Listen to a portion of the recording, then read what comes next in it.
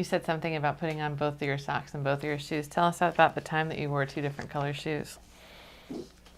Well, that probably happens all the time because I'm colorblind, and I'm quite. You look good today. I'm quite severely colorblind, and so I've always asked first Judy, who I was married to first, and then Ellen to check me out in the morning to make sure that things match, but that doesn't always happen, and I'm also pretty non-cognizant of dress. It's not very important to me.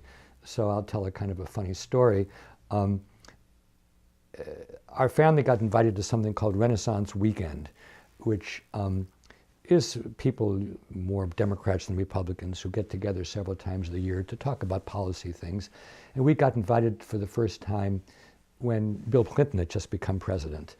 And we knew he was there, but there were 1,000 other people. And I was just having a drink with somebody, and then someone I didn't know came up and held me and said, the first family would like you to come to dinner. And this was a shock. Now, it wasn't only us, but it was about 30 people, and I actually got to sit next to Hillary, who was, of course, 20 years younger then. But I didn't have any clothing to wear. And my kids were there. So I literally borrowed a suit from Andrew and shoes from Jay, so I would look presentable. And I don't say this as any kind of pride. I mean, I think people ought to have shoes and socks that match. They ought to look well. But it is true that the Academy is one of the last places where you're not judged by what you wear. I mean, if I were working on Wall Street, Yes. I would be judged about, well, do I have 14 different suits for every 2 weeks? And in Hollywood, they wouldn't want me to have a suit, but they would want me, unless I was Woody Allen, they would want me to, to look a certain way. And I'm lucky I'm in one of the last professions where, you're not judged primarily by what clothing you wear. Although your son Ben says everything you do in a button-down shirt. What does that mean? Well, I don't know whether he's being literal or metaphoric. I do wear kind of an Ivy outfit, but I always wear a blue shirt because that turns out to be the easiest thing to match. And also on those rare occasions when I'm on screen, people say, don't wear a white shirt. So 90% of the time people see me, it'll be a blue shirt, and it'll usually be buttoned down. So Ben is right. But he may also have meant that, especially compared to younger people, I wouldn't say I'm formal, but I do. I guess I believe in a certain degree of politeness and of not being deliberately sloppy or graceless. And I think then living in New England and being at a university, that probably contributes to some extent. So he may have been speaking metaphorically. I don't know. So you've done a lot of research on how minds develop, how minds break down, and how minds are organized. Your wife, Ellen, speaks about how minds are organized and describes you as, ever since she has known you, sitting in your study intently writing, surrounded by piles of papers, boxes all over the floor, every which way filled with papers, pens, and paper clips littering the floor, sticky notes all over the edge of the computer screen, with you totally oblivious to the lack of order. Tell us about your wife, Ellen.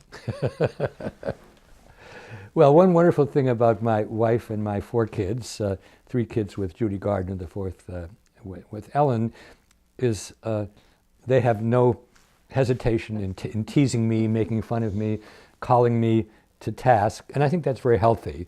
I think especially when parents have a certain degree of accomplishment, that it's very important, one, to talk about things which didn't work out, the fact that I didn't initially get tenure, et cetera, and to be, if not encouraging, at least very open to being teased and being put in their place. So I think that's very, very good.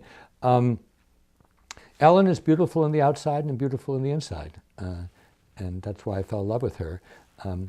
And she is one of the most caring people I've ever met. She even cares about people who I think shouldn't be cared about. And she's also very sharp, very witty, very good writer. We actually met at work, fell in love at work. We did a lot of writing together in the 70s and early 80s. We don't collaborate much in research anymore. She's much more of a strict psychologist than I am, and actually has been chairman of her department at Boston College for several years, whereas I'm kind of a lapsed psychologist. But we read what one another writes, and we edit it. Most of my book titles have come from Ellen. She gives me the book titles. And, Ed, when you get to be older and you get to have a certain degree of eminence, it's very hard to have colleagues tell you when what you're saying is foolish. You wait until you publish it, and then, of course, the rewards are for people sticking daggers into you. People may not realize this. When you're young and pretty accomplished, people get credit by pointing to you because you're not known. They say, oh, I discovered blah, blah, blah. When you get older, they get points for stabbing you. So I have a few friends. Bill Damon leaps to mind, Marcella Suarez Orozco, Mike Csikszentmihalyi, people whom I work with at Project Zero, Mindy Kornhaber, who will tell me when I'm full of crap. And Ellen has no hesitation in telling me that, and often it's very good. She sometimes jokes that my job was to put the BS in, and her job was to take it out. BS you can translate if you'd like. Yes. She thinks your most important work has been the distinction you make between neighborly morality and the ethics of rules. Tell us about this. Well, I actually think that Ellen was probably talking not about my life in general, but my most recent work. My work took a very sharp break when I turned 50. Until then, I was really basically a cognitive developmental psychologist who had become interested in education and began to think and write more about education. But in the early and middle 90s, for many reasons, I became concerned about what was happening in this country, what was happening to the society as a whole, what were happening to professions and institutions, which I had come to admire and value, but which I thought were increasingly in jeopardy.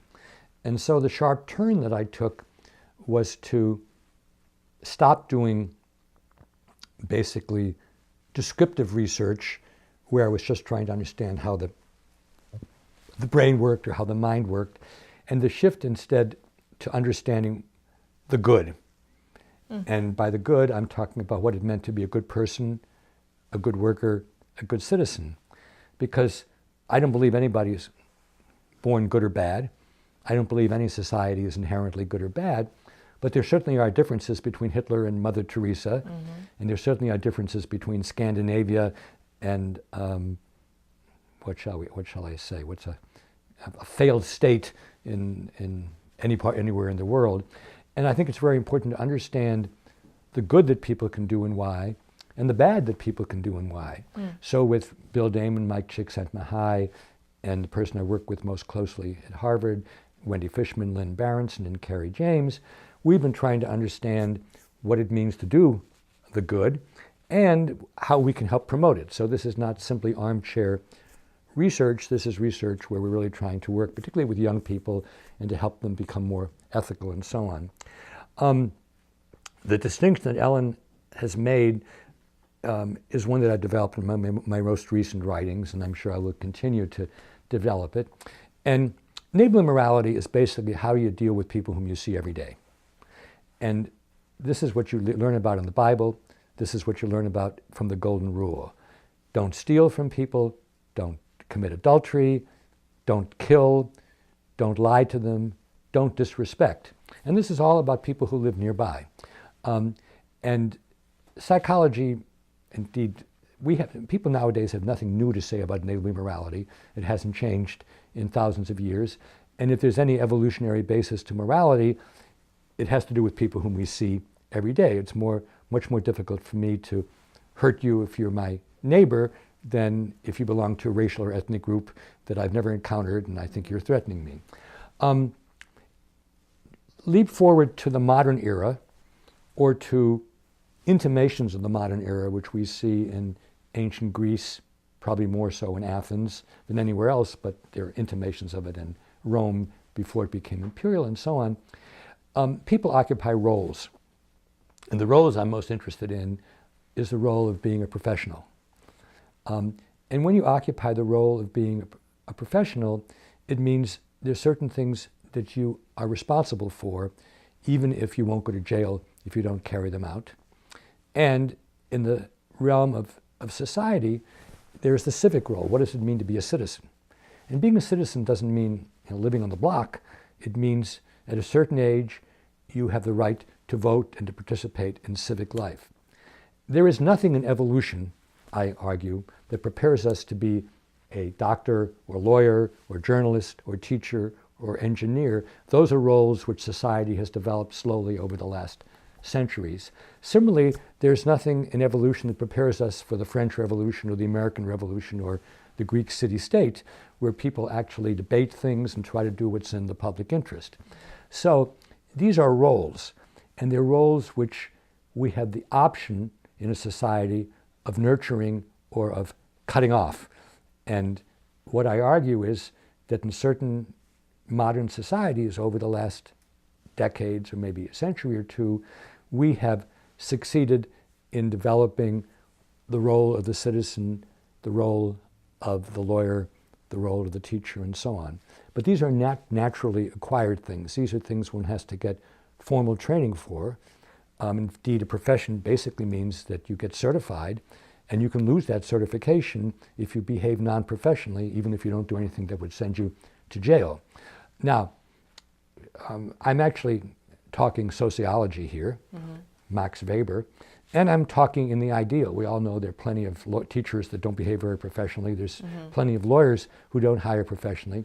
But let's just take the Supreme Court now. The Supreme Court is supposed to be acting in a disinterested way. It's supposed to be making the decisions which the precedents call for and which are adhering to the Constitution. But in the last 10 years, the vote of the Supreme Court has been completely predictable by who appointed people. And so these are not the ethics of roles anymore. This is people being political.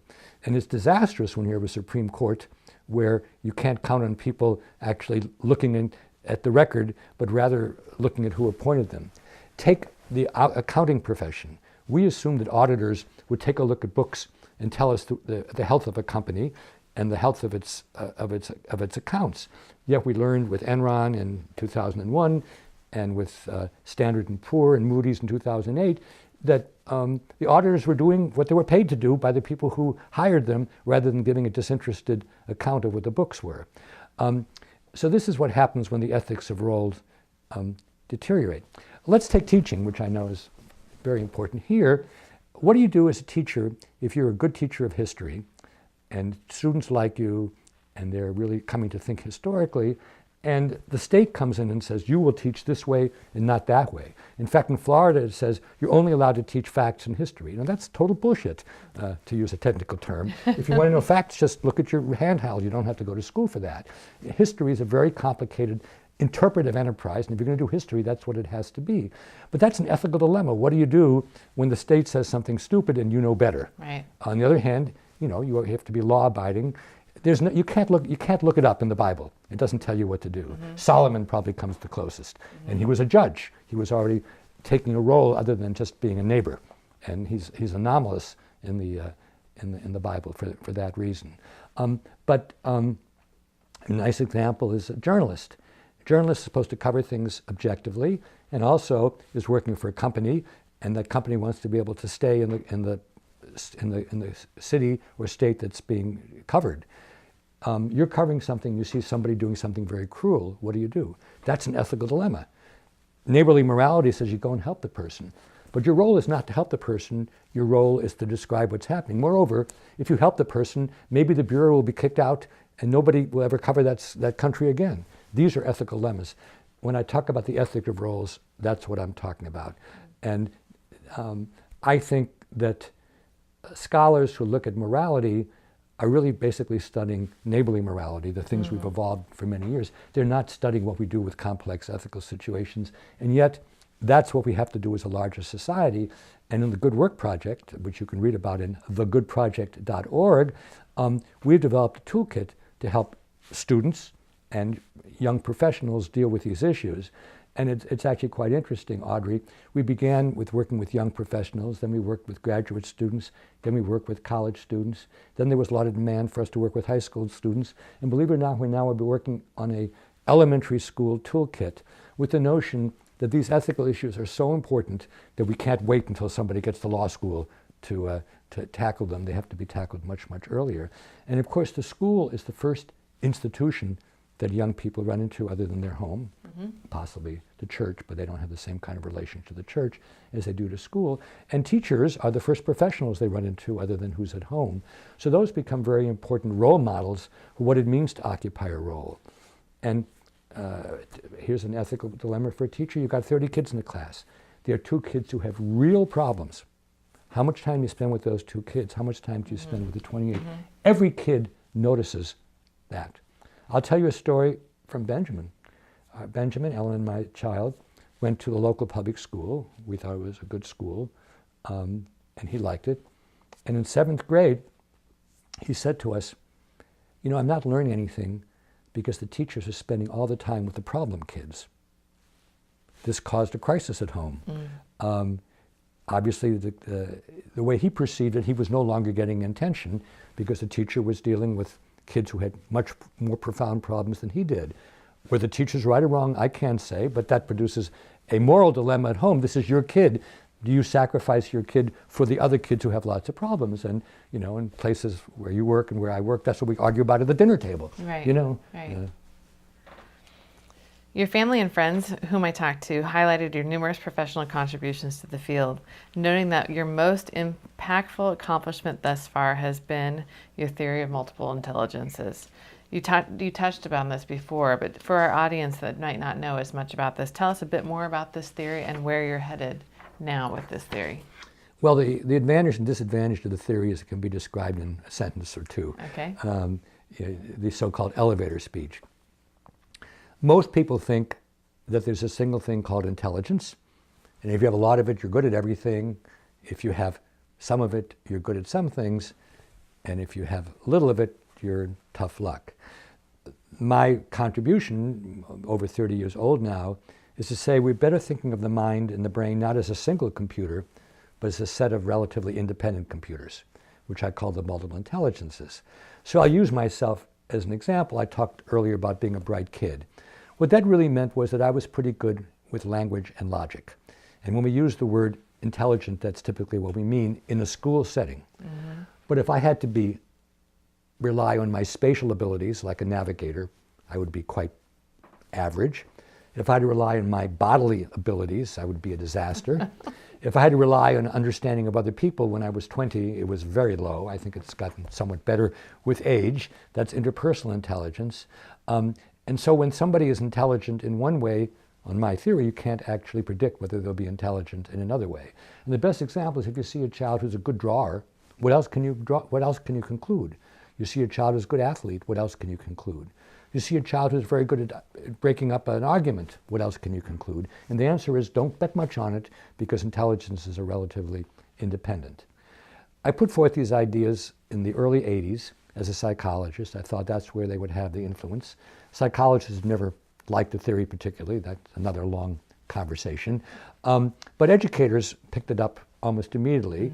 And I'm not insensitive, I'm not deaf to where interest is. So roughly from the early 80s through the 1990s, I spent a lot of time working in education. And my good work and good project now is certainly educationally oriented, but it's much broader. It's much more about society and the kinds of people we want and the kinds of societies that we want.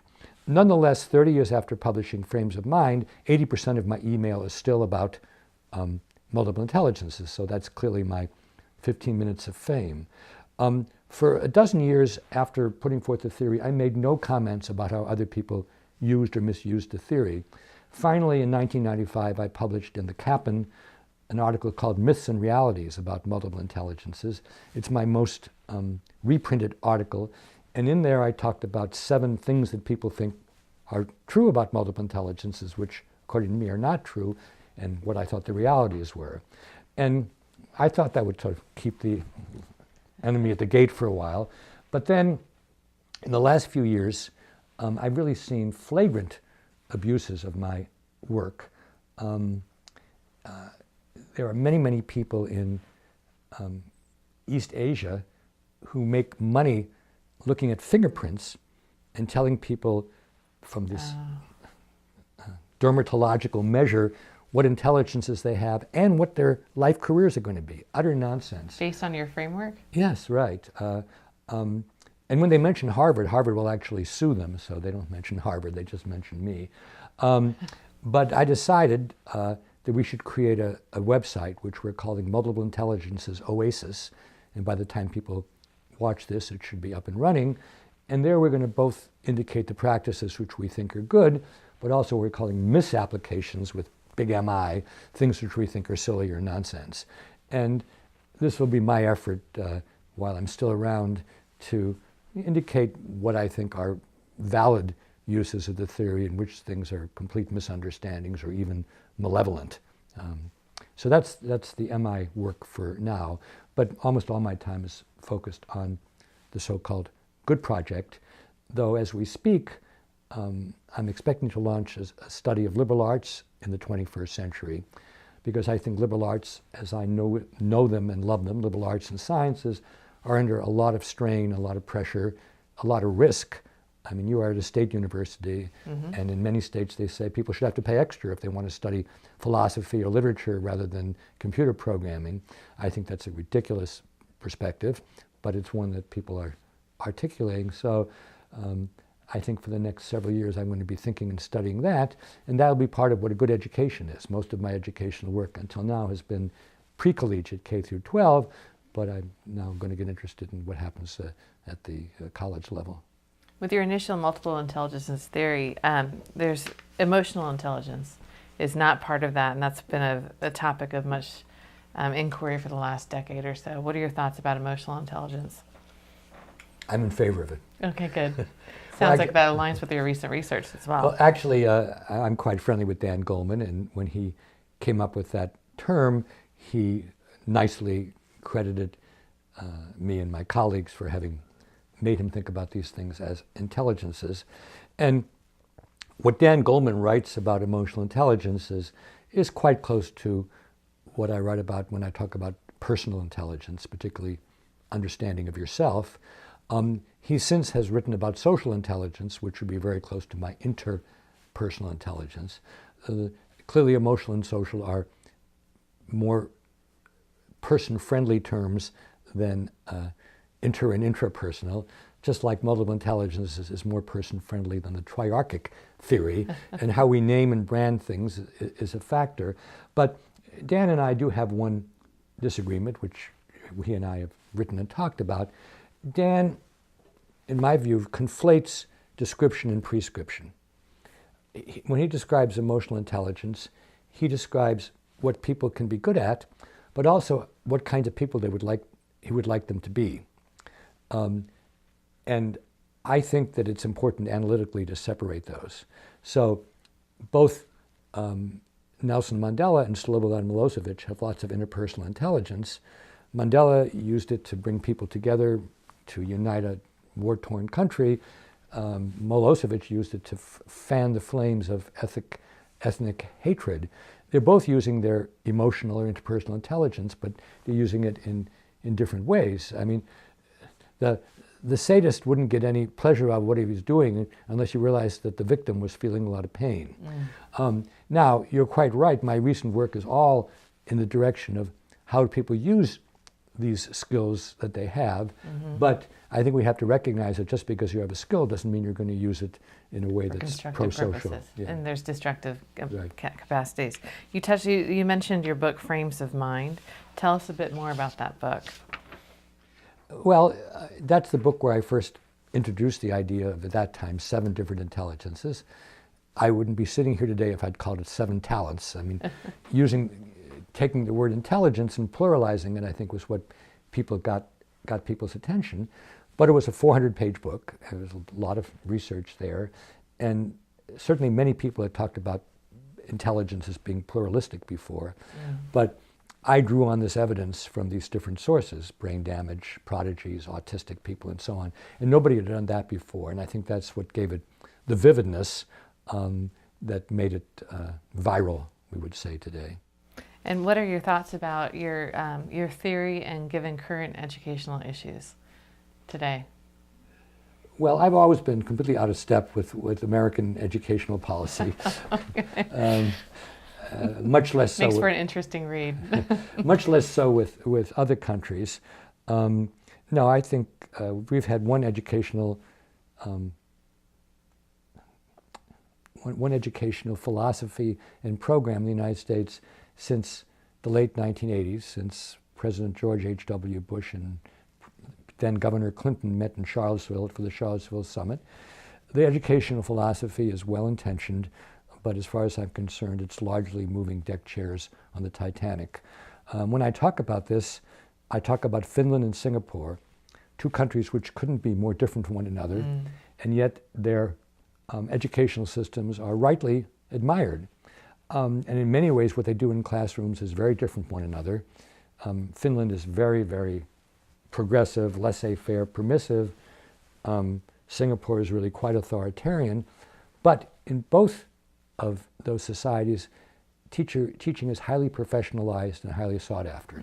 People want to be teachers. It's competitive to get to be a teacher. They're reasonably compensated, and there are lifelong trajectories. You can either stay in the classroom, and if that's where you're good at, or you can advance in the system. And it's not that there's politics on the one hand and practitioners on the other. As you can tell, I'm rarely speechless, but I had a meal with the Minister of Education from Singapore a few years ago, and he left me tongue-tied when he said, Howard or Dr. Gardner, it takes 15 to 20 years to change an educational system. And of course he was talking about Singapore, which is tiny, it's 5 million people. He said, how can you possibly think about changing an educational system in a country where everything is determined by quarterly profits and by biennial elections? And of course, he's right. America, no company can afford to lose anything from one quarter to another, and people are continuously running for office. And you might say, Howard, why is that consistent with there being one educational philosophy for 20 years? It's consistent because people say the same thing, but in fact, they can't make long-term plans because everything is too corrupted. And as everybody who studies American urban education knows, the average urban superintendent has a very short term, a few years at the most, and then he or she moves to another city, and it's kind of a circulating poker game. The few places like Boston, which have longer running superintendents, are more stable, but Boston's tiny compared to New York, Los Angeles, Chicago, and so on.